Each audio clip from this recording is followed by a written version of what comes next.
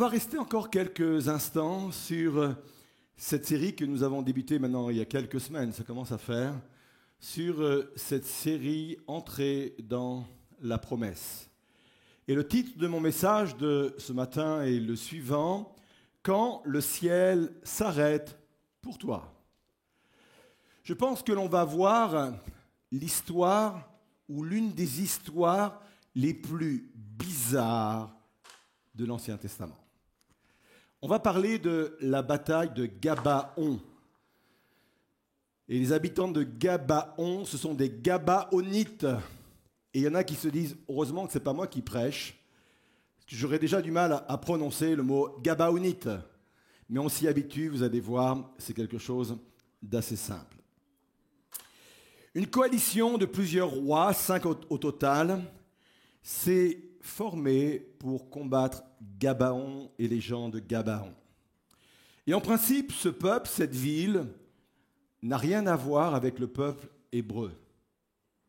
Pourtant, ils vont être embarqués dans une guerre qui n'est pas la leur, dans une bataille qui n'est pas la leur. Pour une simple raison, c'est que par ruse, les Gabaonites ont traité une alliance avec le peuple de Dieu. Parce que le peuple de Dieu a été négligent. Josué, avec les cadres, les leaders du peuple hébreu, ont été négligents. Ils ont fait une alliance sans consulter l'Éternel. Et les voilà qu'ils se retrouvent devant une alliance imparfaite qu'ils doivent maintenant assumer. Voilà le cadre de ce que nous allons voir ce matin. Deux leçons se dégagent de cette histoire. La première leçon est la suivante: oser déranger le ciel par des prières insensées. Osons déranger le ciel par des prières insensées. Josué et l'armée d'Israël, puisqu'ils ont fait une alliance, sont obligés d'aller défendre les Gabaonites quand ces derniers sont confrontés à cette coalition. Et le peuple de Dieu, le peuple de Josué, prend petit à petit l'avantage. Et puis, il arrive un moment où Josué comprend que la nuit approche et que la nuit va jouer en sa défaveur. Il dit, c'est un bon stratège, Josué, c'est un chef d'armée. Il sait, il se dit, si je n'arrive pas à vaincre cette coalition avant la nuit, ils vont profiter de la nuit, soit pour s'enfuir ou pour se réorganiser. Et Josué se dit, si je n'arrive pas avant la nuit, c'est sûr, je vais être défait. Et là, Josué va faire une prière complètement insensée.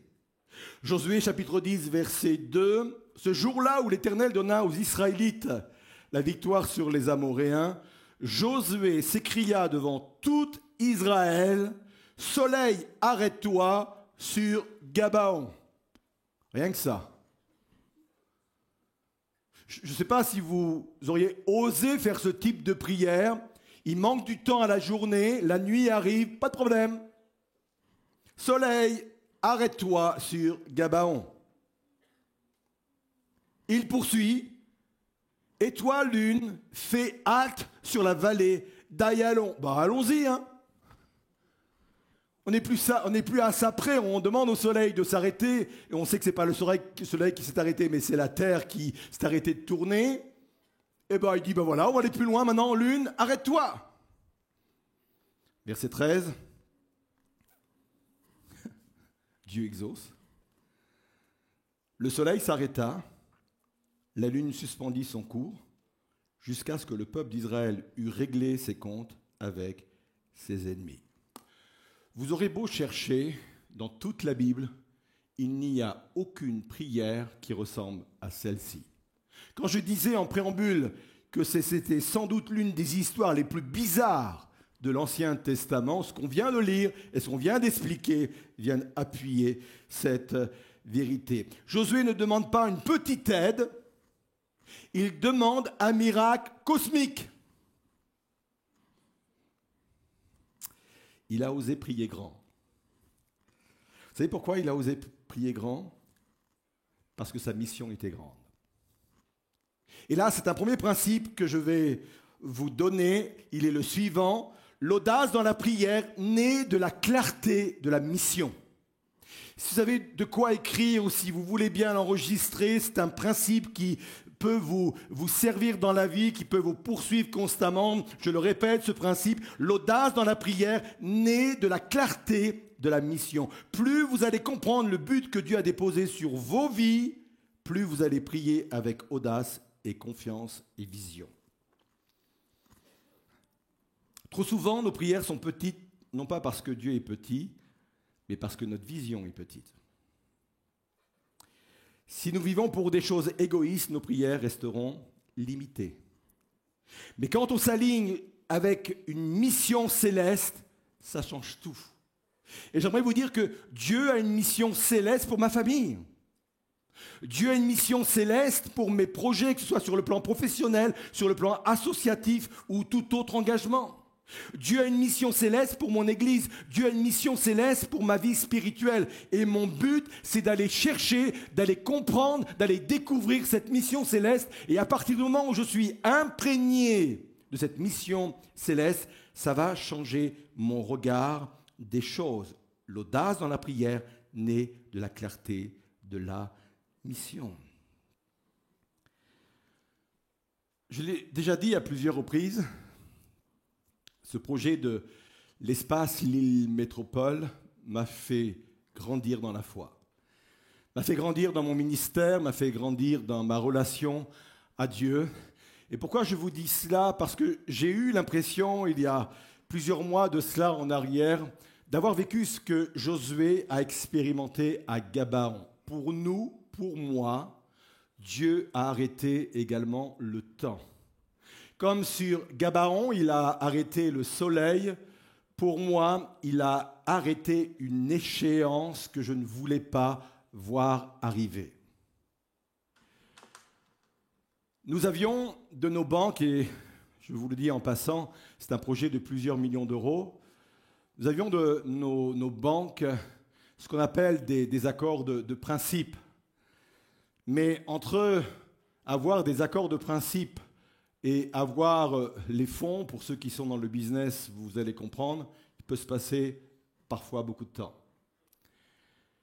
Nous n'avions pas d'autre choix de commencer les travaux pour deux raisons essentielles. La première raison, c'est que nous avions des engagements avec les entreprises et si nous ne tenions pas des engagements au niveau de l'agenda, du timing, les entreprises allaient partir ailleurs et là, on allait perdre des mois et des mois.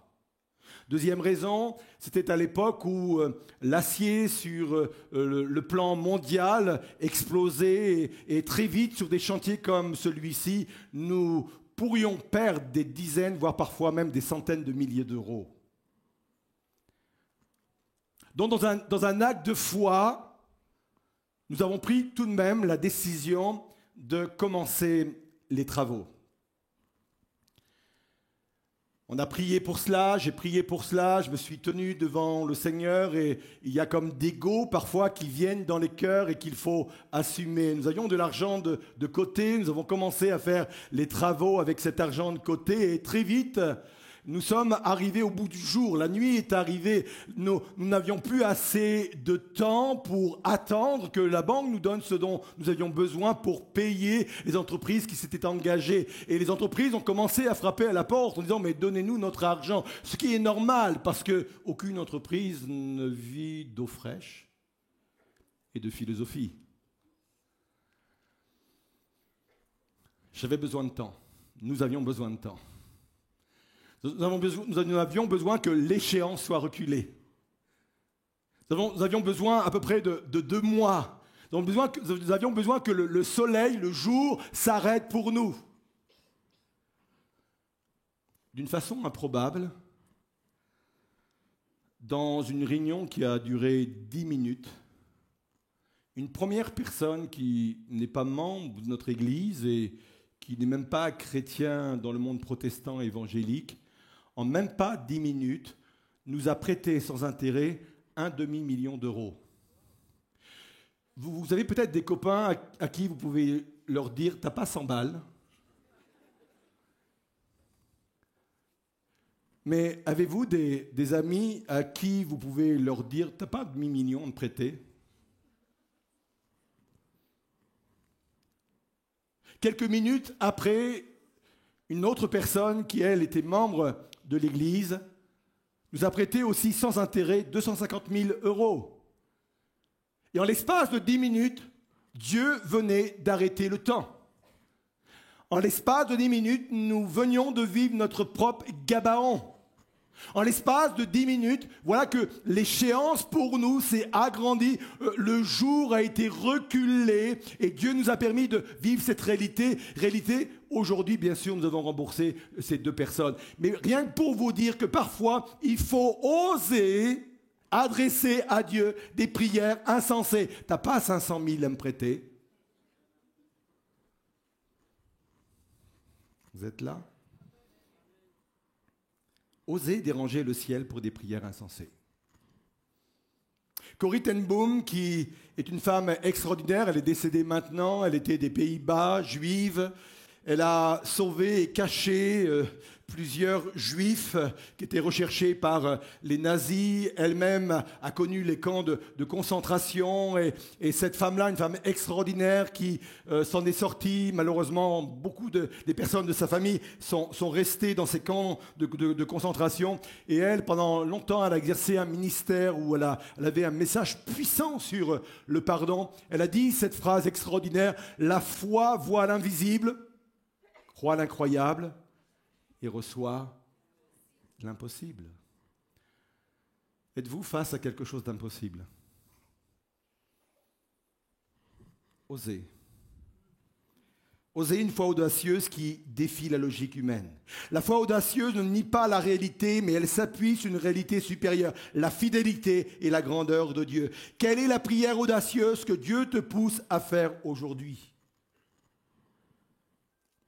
Ose déranger le ciel parce que Dieu est capable d'arrêter le ciel pour toi. Amen. Vous pouvez m'encourager, moi j'ai besoin d'encouragement. Donc ça c'est le premier point. La seconde leçon qui se dégage de cette histoire, c'est que la fidélité de Dieu se manifeste au cœur de nos erreurs. Le peuple hébreu s'est retrouvé dans cette galère à cause de lui. Il n'a eu besoin de personne. Et ce n'était même pas un coup du diable. Le diable, c'est souvent un bon alibi. C'est facile. C'est pas moi, c'est le diable. Je trouve qu'on se sert de cet argument un peu trop souvent pour nous excuser, pour nous dédouaner, pour nous justifier. Parfois, c'est le cas, mais pas toujours, s'il vous plaît. Soyons honnêtes sur le sujet. Dieu aurait pu dire, c'est votre erreur. Vous ne m'avez pas consulté au bon moment, maintenant, débrouillez-vous.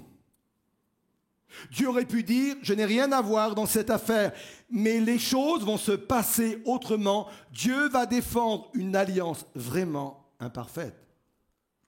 Et il ne le fait pas du bout des doigts, il ne le fait pas en traînant les pieds, il le fait d'une façon magistrale, on l'a vu ensemble. Il est capable d'arrêter le soleil, d'arrêter la lune, et quand vous lisez tout le récit, on s'aperçoit même qu'il y a des pierres qui vont tomber du ciel pour arrêter cette coalition, cette armée ennemie. Généralement, quand on utilise cette histoire de Gabaon, nous enseignons le fait qu'il est important de ne prendre aucune décision sans prier et sans rechercher la sagesse de Dieu. J'aimerais vous dire que cette leçon est toujours utile, toujours bonne, et je vous encourage effectivement à rechercher la face de Dieu, la volonté de Dieu, avant de prendre toute décision importante. Mais j'aimerais vous dire que là, le cœur même de la leçon, c'est pas cela. Je sais qu'on a souvent prêché de cette façon-là, je sais qu'on a souvent prêché cette leçon-là, mais le pourquoi, ce pourquoi cette histoire est dans la Bible, n'est pas pour cette raison-là. Ce n'est pas la leçon que Dieu a voulu nous faire passer. Alors, quelle est cette leçon? pour laquelle cette histoire est dans la Bible. Écoutez bien ceci. La fidélité de Dieu s'exerce même au sein de nos erreurs. Je le répète. La fidélité de Dieu s'exerce même au sein de nos erreurs. J'aime affirmer cela parce que généralement, les légalistes sont en PLS quand ils entendent ce type d'argumentation. On les a déjà perdus. Ils sont ailleurs. Parce que ce n'est pas un discours qu'ils ont eu l'habitude d'entendre. Et pourtant, c'est la réalité. Nous sommes tous concernés par cette vérité parce que nous faisons tous des erreurs. Et si quelqu'un dans cet auditoire se sent inspiré pour dire à quelqu'un par hasard, même toi, tu fais des erreurs, allez-y. Nous faisons tous des erreurs. Donc nous sommes forcément tous concernés par cette vérité. Cette vérité est également la suivante. Dieu ne nous traite pas selon nos erreurs, mais selon sa fidélité. Psaume 103, verset 10, « Il ne nous traite pas selon nos péchés, il ne nous punit pas selon nos iniquités. » L'évangile n'est pas « si tu fais bien, tu es récompensé, si tu fais mal, tu es puni ». Je sais qu'on nous a souvent enseigné avec cette vision-là des choses. Oui, tu fais bien et tu seras récompensé, si tu fais mal, tu seras puni. L'évangile n'est pas un système de mérite. L'évangile, ce n'est pas le karma.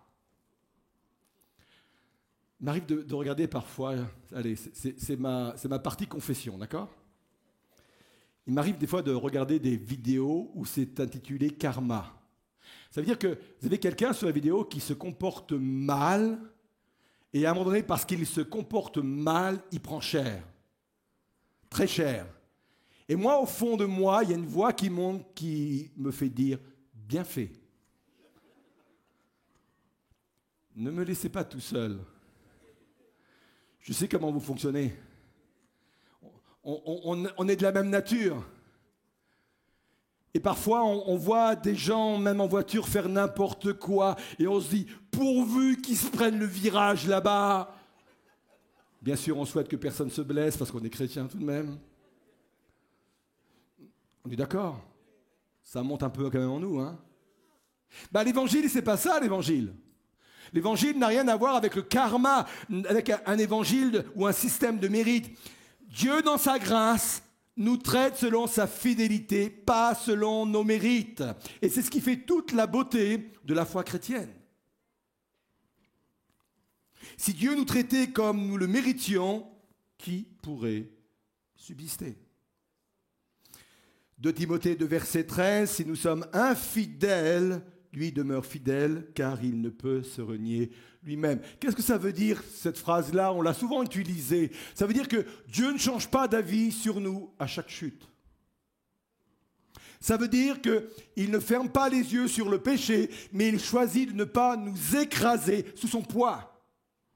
Ça veut dire qu'il nous discipline, mais toujours dans une logique d'amour et de restauration. Ça veut dire que sa fidélité s'exprime par la patience et la miséricorde et la compassion. J'aime l'évangile et j'aime le message de l'évangile. J'aime le prêcher parce que l'évangile reflète toutes ces réalités-là. Je me serais attendu à une acclamation là.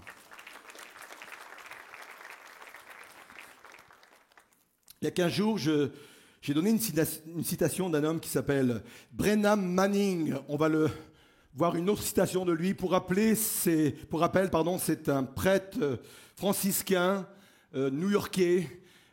Et c'est important de connaître le contexte de sa vie. Il a lutté pendant des années et des années contre son propre alcoolisme. Il a dit quelque chose de très juste. Il a dit « La grâce signifie que Dieu vous aime tel que vous êtes et non tel que vous devriez être. » Il ne faut pas se la raconter, hein. On sait très bien qu'on n'est pas toujours à la hauteur de ce qu'on devrait être. En tant que père, en tant que mère, en tant que patron, en tant qu'employé, en tant que chrétien, en tant que pasteur. On n'est pas toujours à la hauteur de ce que nous devrions être.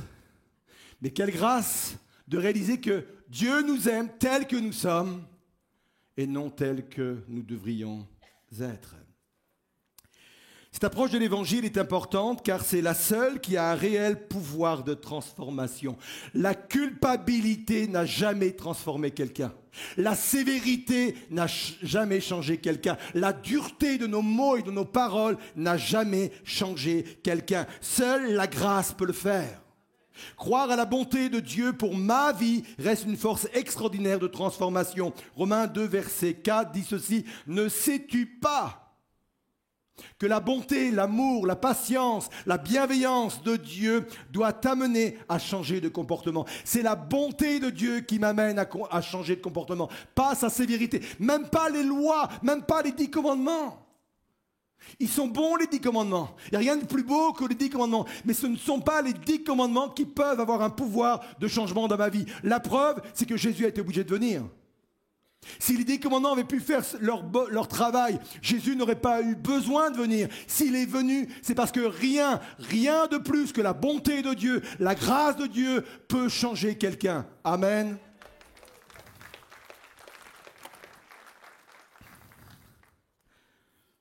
Mais l'Évangile, et je pense que j'ai aussi ce type de ministère qui équilibre les choses, est toujours une question d'équilibre.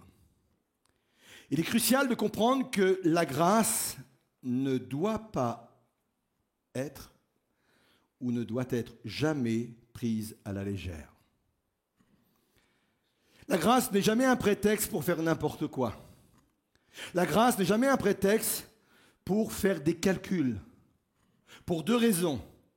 La première, c'est parce que la grâce coûte cher. Pour nous, elle est gratuite. Pour Jésus, la note a été salée. Je pense qu'ici-bas, il nous est impossible de comprendre émotionnellement ce que Jésus a vécu en quittant son ciel de gloire pour venir habiter parmi les hommes. Je pense qu'aucun homme, aucune personne sur terre ne peut réaliser à quel point c'était dur pour Jésus de vivre ça. Et je ne parle pas du fait de mourir sur la croix, et je ne parle pas de la souffrance physique, je parle de la souffrance morale et aussi de la souffrance spirituelle. Lui qui avait horreur du péché, s'est revêtu de tout le péché de l'humanité et a donné sa vie. C'était horrible. Voilà la facture, elle est terrible. Je ne peux pas la comprendre, je ne peux pas en imaginer la profondeur, mais c'est cela, ça a coûté cher.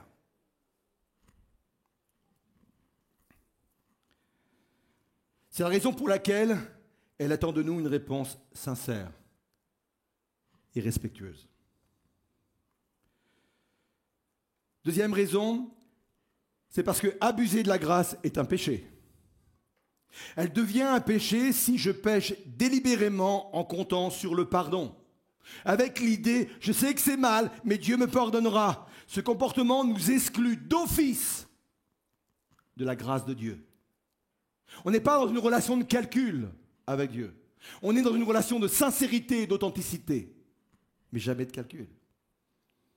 Elle devient péché si je refuse de changer, de me laisser transformer, comme si la grâce n'avait aucun pouvoir réel sur ma vie. La grâce ne nous donne jamais une excuse pour pécher, elle nous donne une raison de revenir et de changer. Et elle doit être utilisée uniquement avec cette vision-là. Vous êtes là? Tite 2, versets 11 et 12.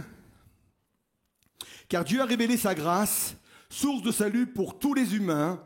Elle nous enseigne, cette grâce, à renoncer à une mauvaise conduite et aux désirs terrestres pour mener dans ce monde une vie raisonnable, juste et fidèle à Dieu. » Amen. Puis, en restant sur l'histoire de Gabaon, c'est là que je réalise que je ne mesure absolument pas la dimension de la grâce de Dieu. Quand le retour à Dieu est sincère, il peut faire en sorte que nos erreurs nous fassent gagner du temps. En principe, Josué, avec le peuple hébreu, aurait dû vaincre les 5 rois. Mais il aurait dû les vaincre les uns après les autres. Il aurait dû se concentrer sur le premier roi, le vaincre avec son armée, puis le second, puis le troisième, et cela aurait pris des semaines et des semaines. par son erreur. Josué va rassembler les 5 mêmes rois au même endroit et il va réussir, à cause de son erreur, à les vaincre en 24 heures. Moi, j'y comprends plus rien à la grâce. Je sais une chose, c'est que la grâce, elle me dépasse.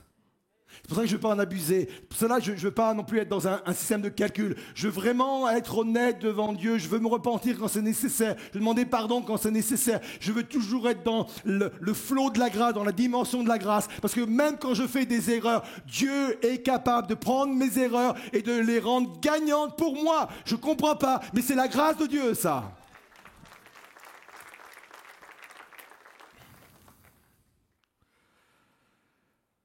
Bon, il faut que je me calme. Je vais m'arrêter.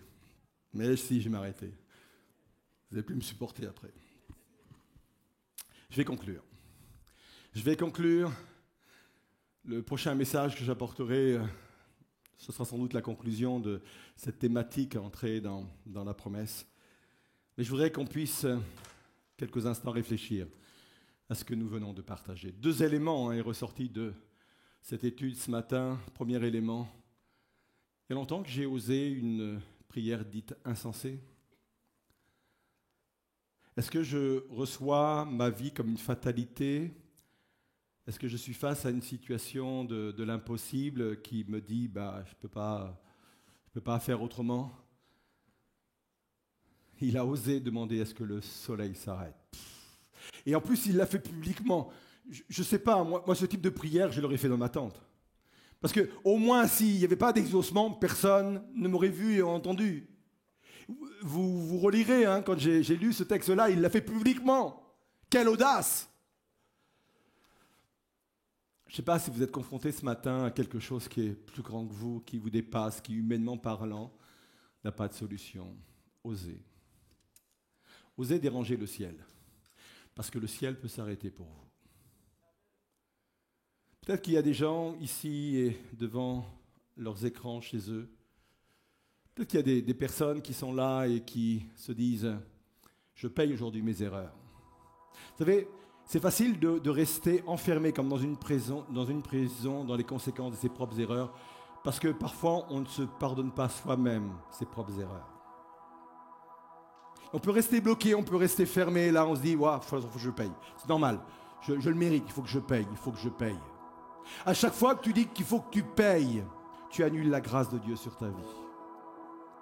À chaque fois que tu restes sous la culpabilité, parce que la culpabilité est aussi un poids terrible, c'est une facture qu'il faut payer. À chaque fois que tu acceptes la facture de la culpabilité, tu renonces à la grâce.